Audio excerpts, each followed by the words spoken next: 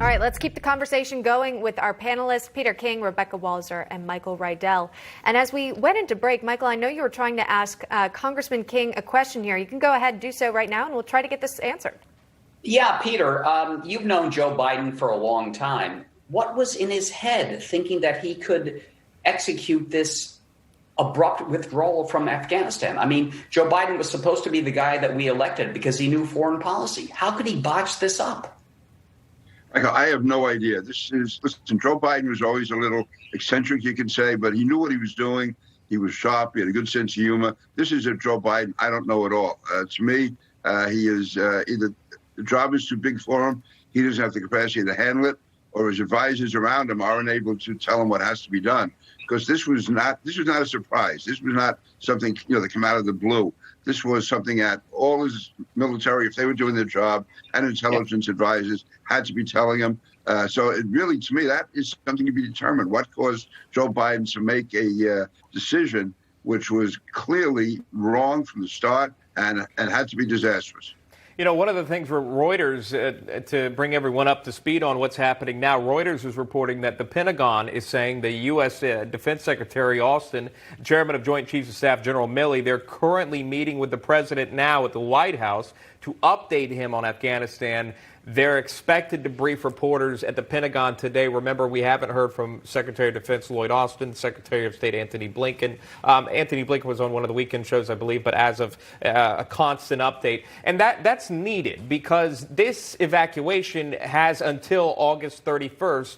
And that's the end mission date. Could it be extended? They were reluctant to comment on that. But here's what I want to keep in mind in this conversation, if we can, is that everyone isn't in Kabul at the airport waiting. Afghanistan is a large area.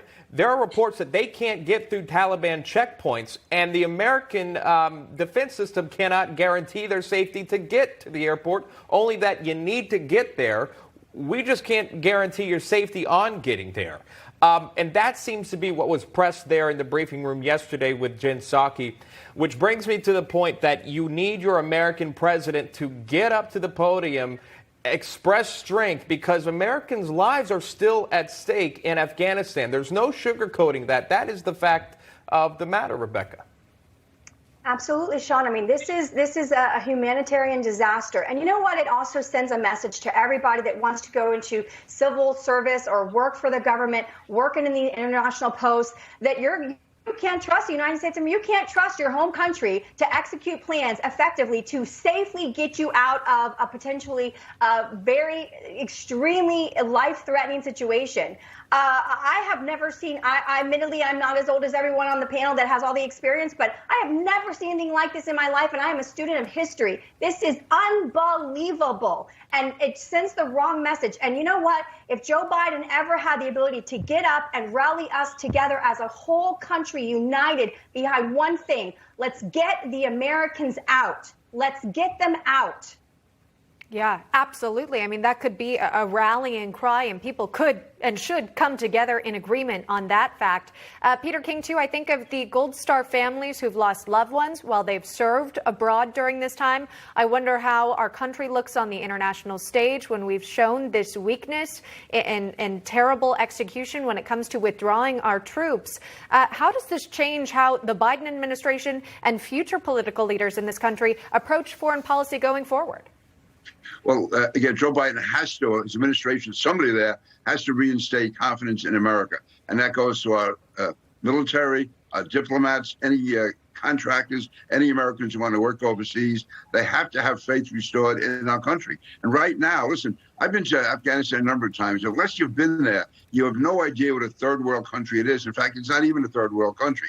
You know, we see Kabul and Kandahar. It looks fairly built up. Most of this country is just mountains and hills and valleys. And so we have no idea what could be being done to Americans out there. We have no control over this. We're at the mercy of the Taliban. And the more Americans learn this, the harder it is to get Americans to realize or to appreciate it again, that when they're out there, that its country will never leave them behind. Because right now, Americans are being left behind. It's one thing in Kabul, we could probably give a reasonable protection to Americans. You get outside the cities, and we're at the mercy. Yeah, at the mercy of the Taliban. That's what I mean. And the LA Times is reporting that they are beating people on the way to Kabul, physically beating them on the way to Kabul if you're even trying to get there. And the last thing you want to say is, oh, hey, Taliban, no, I'm American. I'm trying to make it to my flight. Right. Because that's not going to get you through. That's the dangerous point. Michael, the president of the United States, Joe Biden, has a sit-down interview with one network and one journalist. That's scheduled for tonight.